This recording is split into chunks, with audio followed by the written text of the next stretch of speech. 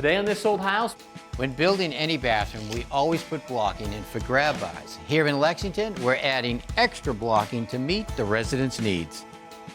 And the homeowners will never use the existing receptacle locations in the existing brick walls.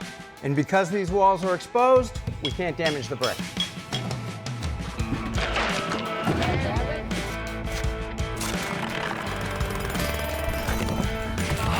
That's it.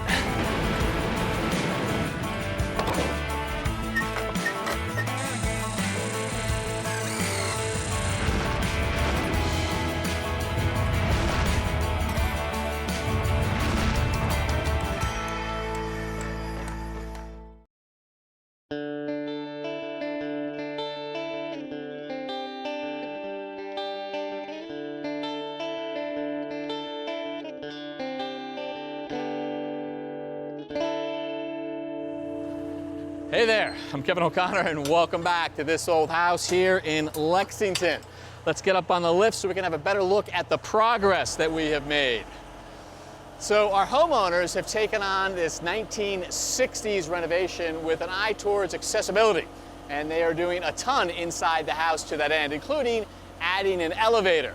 But in the process, they also wanted to stay true to their modern roots, and boy, you can really tell that from the entryway. Look at this 15-foot tall steel post that's holding up a 30-plus foot long steel I-beam that frames out the entryway, makes a beautiful overhang, and actually gives us a slightly pitched roof, which is now a sea of sheathing.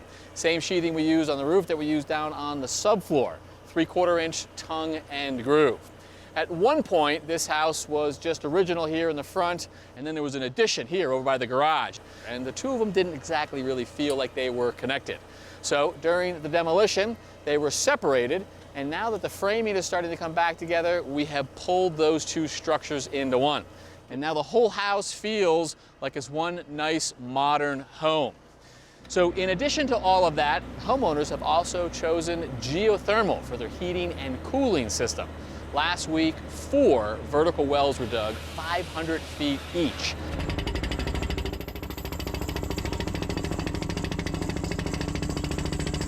And this week, Charlie and Ross are over there working on it. As you can see, all 4 wells are completed. As they drilled, they inserted a 6-inch casing into the ground to protect the wells from collapsing. But once they hit bedrock, about 14 feet down, the casing was no longer needed for the remaining 486 feet because the bedrock is hard enough to create a natural borehole. Once the boreholes were complete, it was time to put the pipes in. And believe it or not, they go in 2 at a time with a U on the bottom of them. After the pipes went into the wells, next came the grout. The bentonite grout is really the secret sauce because that increases conduction between the piping and the earth.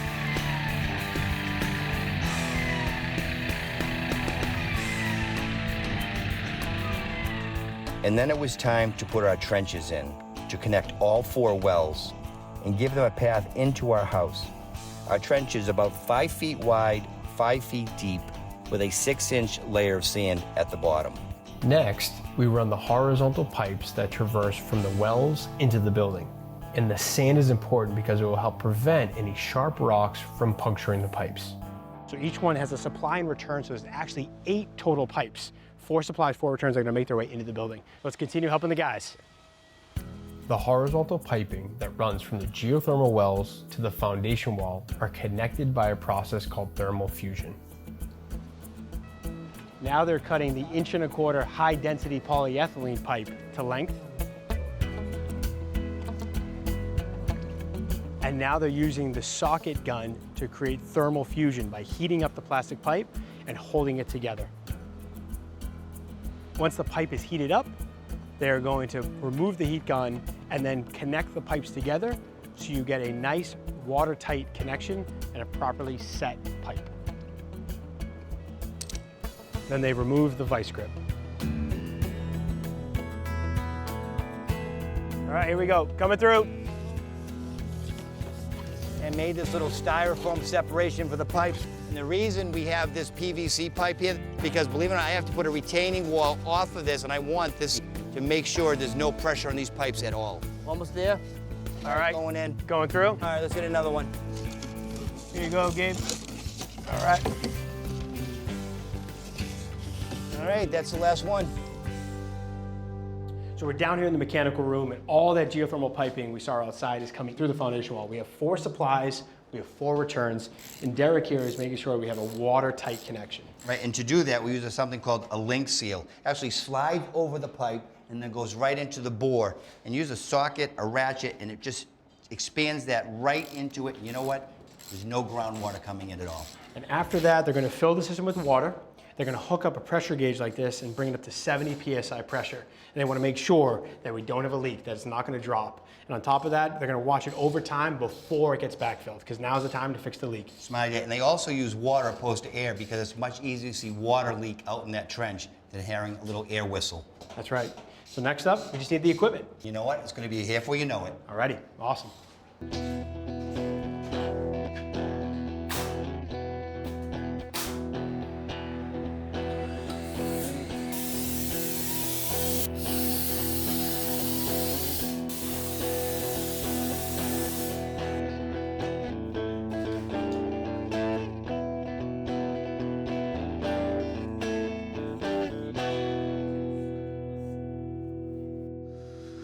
Our framing is about 85% complete, so you're starting to get a sense of the layout. Up front, we've got a little bit of a pantry leading to the front of the house, and we've got Marlowe's bedroom right in here, across from a wall of windows, a laundry room, and then as you work your way towards the back of the house, we've got primary suite down on this side, and then Caffrey's bedroom in here. And Tommy, unlike all the other bedrooms, his needs a little special treatment. Yeah, it does. We want to basically be able to get Caffrey out of the bed easier over time. Basically, so we're going to install a track system that runs right across the ceiling. Yeah. But we have to have fastening for that. Right. So I've seen this lift system. We went to the showroom, and it's pretty ingenious. Those were on posts, but you want to hang it from the ceiling. You have sort of a harness, and it can actually slide all the way down. Right. There's some markings here of the path. It could bring him right into the bathroom near the toilet or back into the bedroom. Right, and they've come and they've marked the locations on the floor that we transfer to the ceiling up here. Yep, gotcha. So obviously we have to make sure that we have plenty to screw into. Okay. And so we're going to put blocking in between the joists here, and then after we install this blocking in the needed locations that's transferred up here, we'll infill this gap right here to make it level with 3/4 inch plywood. So that's going to go in between the strapping right there. Right, and that will be a continuous run all the way down. I will give you a hand. All right.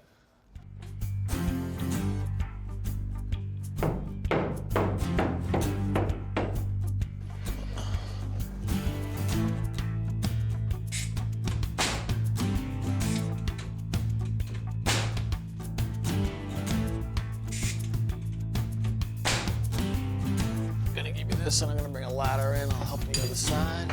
Okay.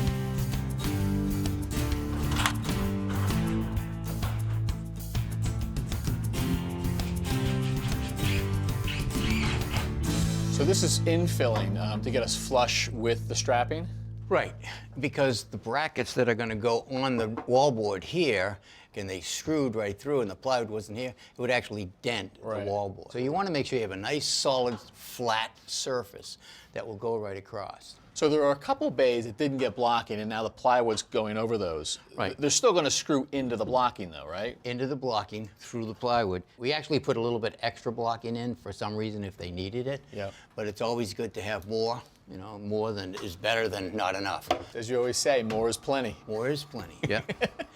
But you notice we're using screws to put the plywood in. I use nails, as I said earlier, because of the shear strength of the nail and the grip strength of the screw. The nail's going sideways, the screw's going up.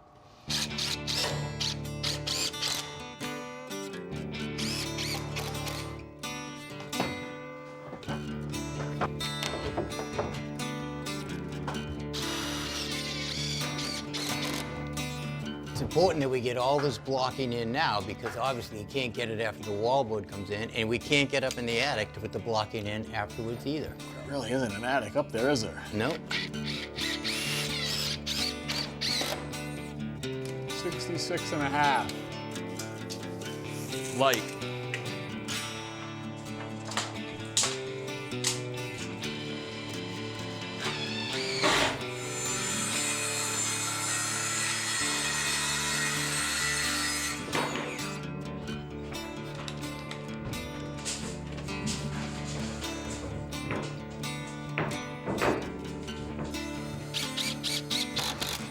That's in there, Tommy. We got 2 bays blocked here. Right. That's because the track comes down here and you got to swing over to get onto the toilet. So we'll have to fill that one in. Okey-doke.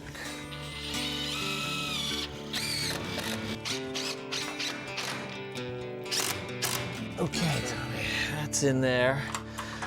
Okay. Now that's it for the track on the ceiling. Yep, and we've got an accessibility consultant working for the family, Jackie, so maybe we should check with her on the bathroom. Absolutely. All right.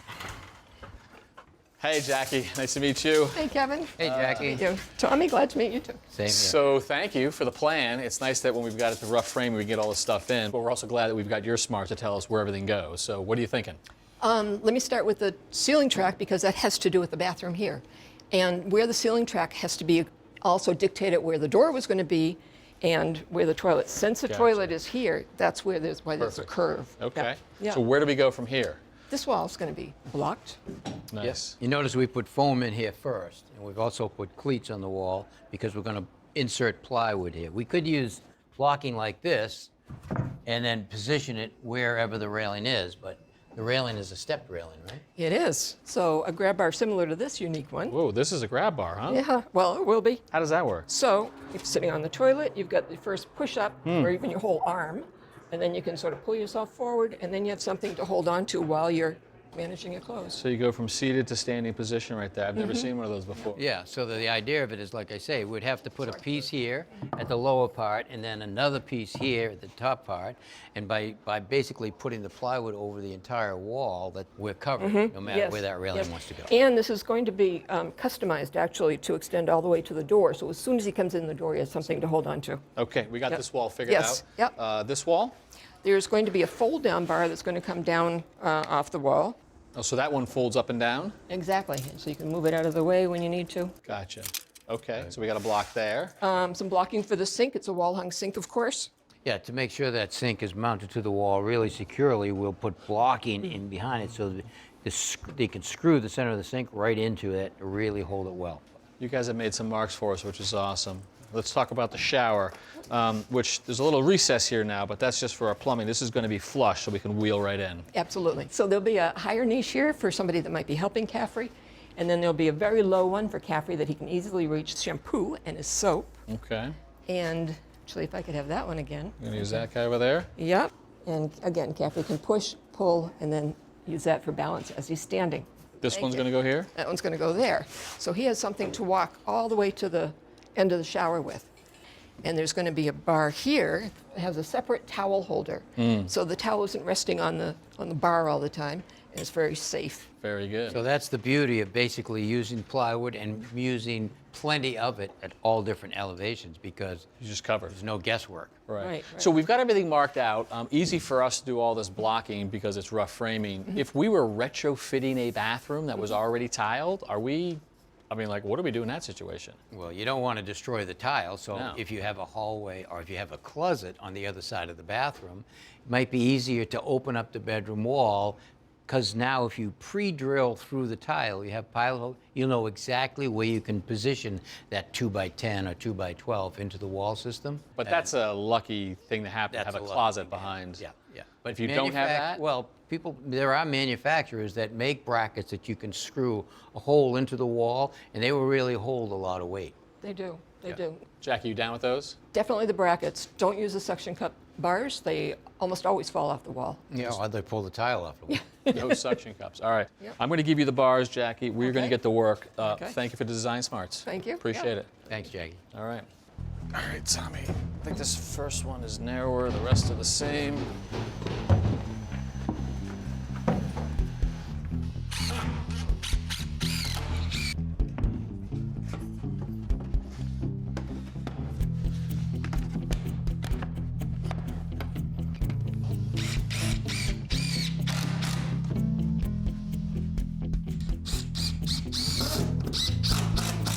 Okay. So 2x you ripped. Actually going to use a 2x4 in here because it's right in that wall cavity.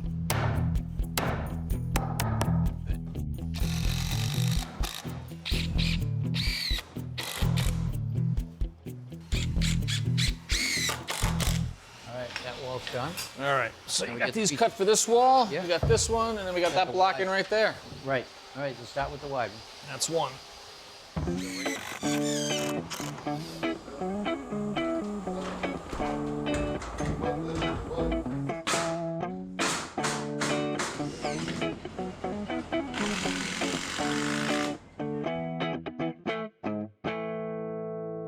This is the original part of our 1960s home. You can see the original brick walls that Charlie's guys spent so much time trying to save. What they couldn't save was the old concrete slab. That came up because we're trying to meet a very tough energy code here. So when the concrete came up, he also took the time to run new ductwork for the HVAC. Now there's no basement, and we didn't want to see the ducts up top, so this was the perfect time and place to do it.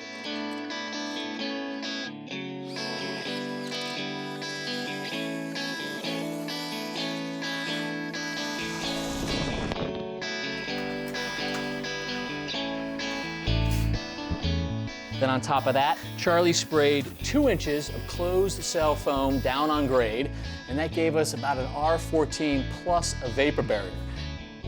Then on top of that, 5 inches of new concrete.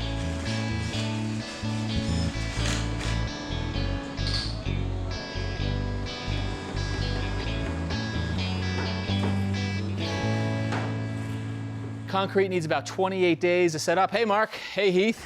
Hey, Kevin. I know that the floor hasn't gone down yet, even though this is just about ready to cure and be ready to go. This is our system. This is the floor system that's going down on here. So we're starting with a couple of sleepers that are sealed on the bottom where they touch the concrete. Oh, yeah. A little bit of 2-inch rigid foam in the middle. Mm-hmm. Then our subfloor, radiant heating panel, and then finally the hardwood floor that'll sit over the top of this. Looks like that's white oak right there. Yeah. Okay, so we're about to put that down. And you're kind of curious why I'm involved in the floor? Yeah. So we're involved in the floor because the homeowner wanted to save these brick walls. They also wanted to save the receptacles that are in the walls. Sure, why not, right? Hard part is, how do I get a wire to it where we have a concrete floor and no basement below us? Well, there's already a wire to it, isn't there? There is. So we started to explore to see what we have. And from some of the demo, we can see we actually have a cavity behind here.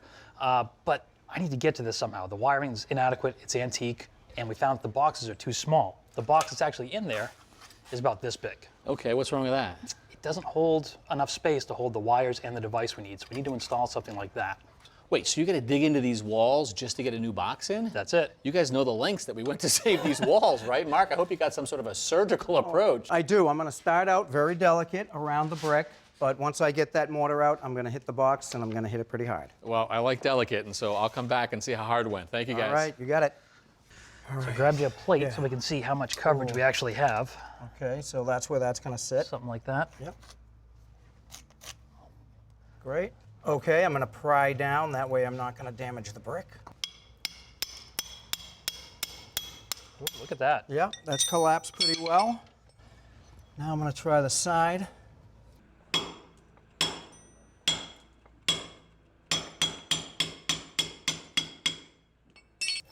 Okay, this cleaned up nice. Not too bad, huh? That was easy.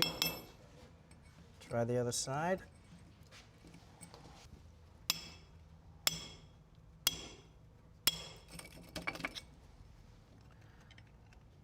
Not too bad. No. So what we have on these, one thing to remember is the sides aren't perfectly flat. We Right. actually have a little screw in the top corner here and then down here Right. that hold the sides. I So can feel it. yeah, I Yep. want to make sure we don't blow anything out when we pull it out. That was part of Exactly. my concern too. So great point. So what I'm going to do is I'm going to go back down on the top, and then I'm going to try to collapse those two sides, and hopefully we can Bring that in a little bit. bring it in. Yep.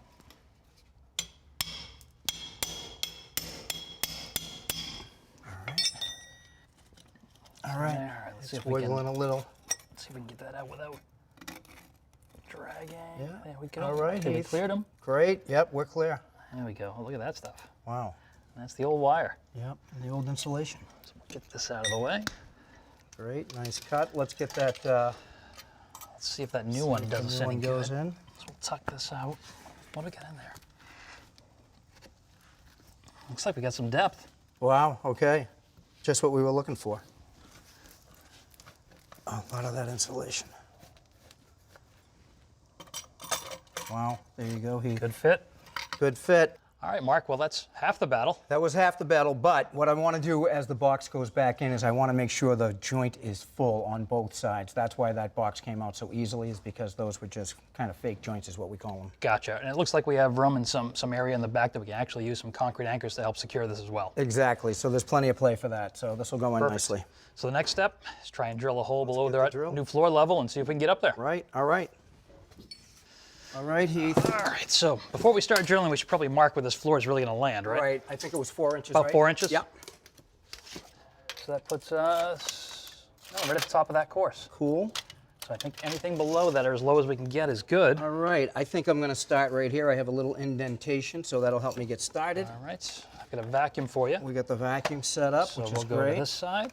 All right, Heath, if you want to release that shield. All right. So that's there. You got your starting point. Let's get it nice Ready for the and vacuum? snug. And give me the vacuum.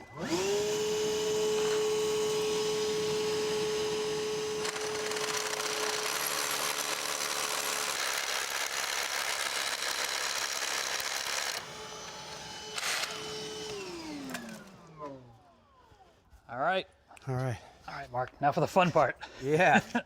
So I'm going to take this fish, hopefully go through the hole you just drilled, try and curl through some of that insulation and see if we can get up here. Okay, if I see it, I'll pull it out. So I'm going to put a little curve on it, try and get in behind that Yep. cavity. We'll see if we can get it started.